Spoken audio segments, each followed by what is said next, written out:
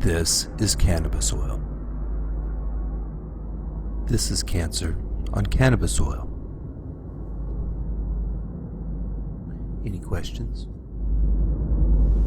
I'd have questions too if I was you. So here's my story.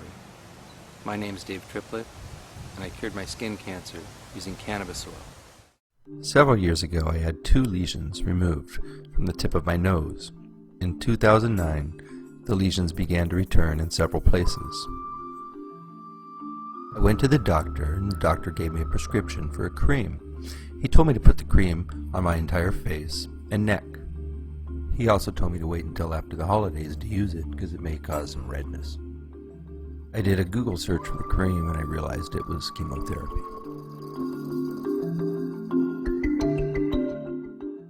Next, I found some photojournals of people who have used the cream.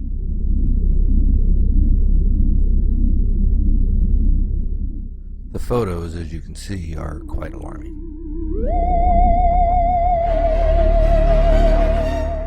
After seeing the results of what the chemotherapy cream can do, I decided to look into alternatives.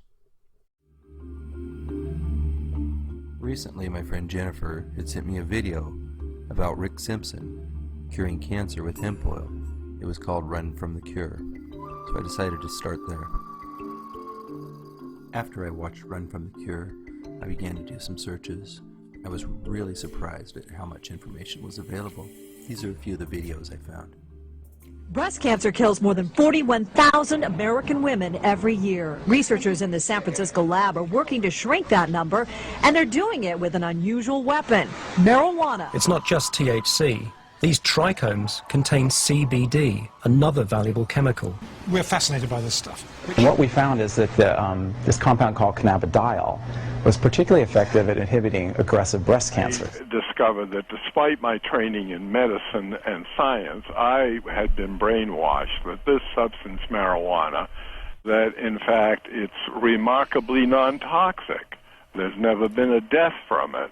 And I went from there, and that started me on a long interest in researching this substance. Marijuana may actually help reduce the risk of certain types of cancer.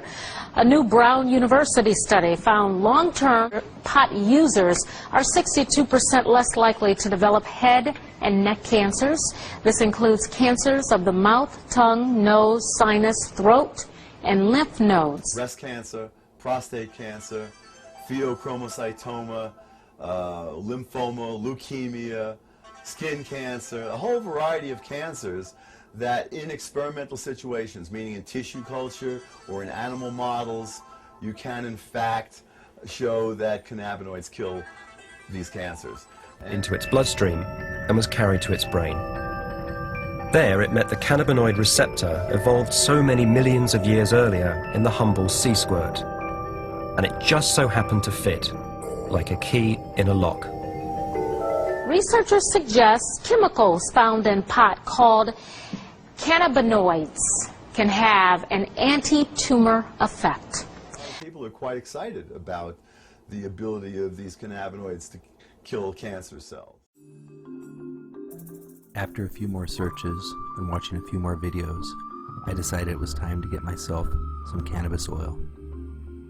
Because I live in California, I was able to go to one of the dispensaries to get some hemp oil. At the dispensaries, they refer to it as hash oil. It's also called honey oil and cannabis extract. Most people in California, such as myself, refer to it as hash oil. I used the oil for 3 to 4 weeks before I saw any results. Then the results were dramatic. Not only was the oil healing my nose, but it was bringing cancer to the surface that I didn't even know was there. Here are the pictures of my nose being healed. Cannabis extract, or hash oil.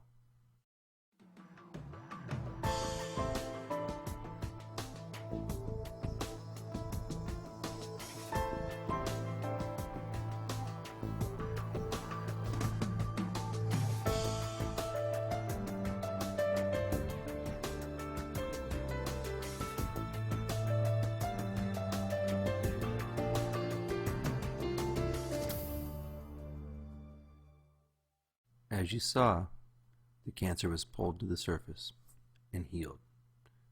Pretty dramatic.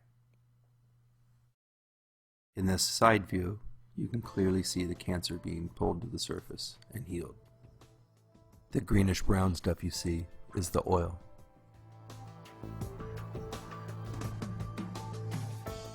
Once I realized that the hash oil had cured my cancer, I began to ask myself questions. Why hadn't my doctor heard about this? Why hadn't I heard about this before? If cannabis cures cancer, why would it be illegal? As I did more research, I began to realize it's about profit and politics. But unless big pharmaceutical companies are behind these things, they may go nowhere, is that it? Well, actually, Lloyd, I've had 2 other stories where drugs have shown great promise in the preclinical phase, and because they were orphan drugs and no one picked up, nobody could get the patent on it, they've gone nowhere. Drug companies won't be interested in funding studies for a drug that won't make them a profit. This drug has great promise, so why aren't companies and institutions lining up to get behind it? Because the drug isn't patented.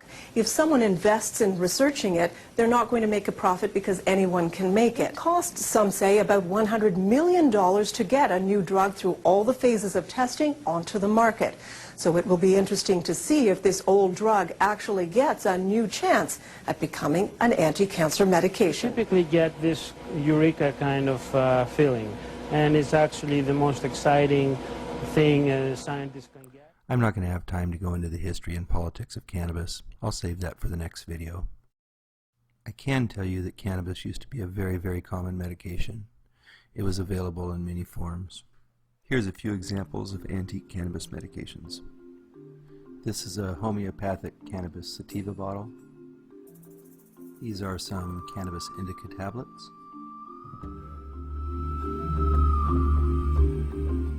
This is a cannabis indica cough syrup.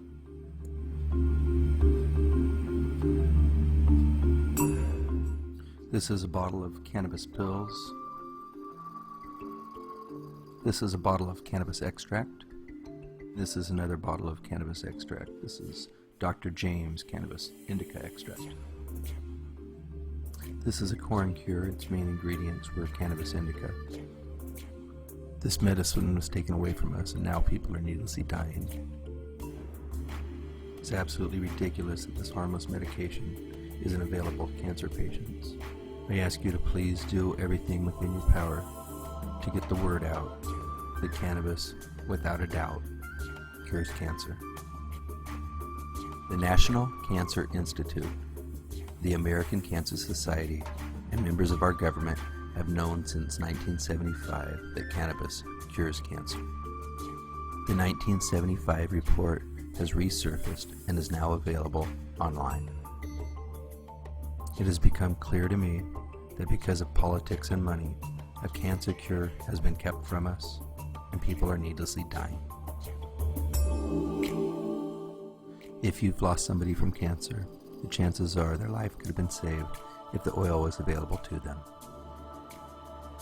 Please share this information with every doctor, researcher, and news outlet you can think of.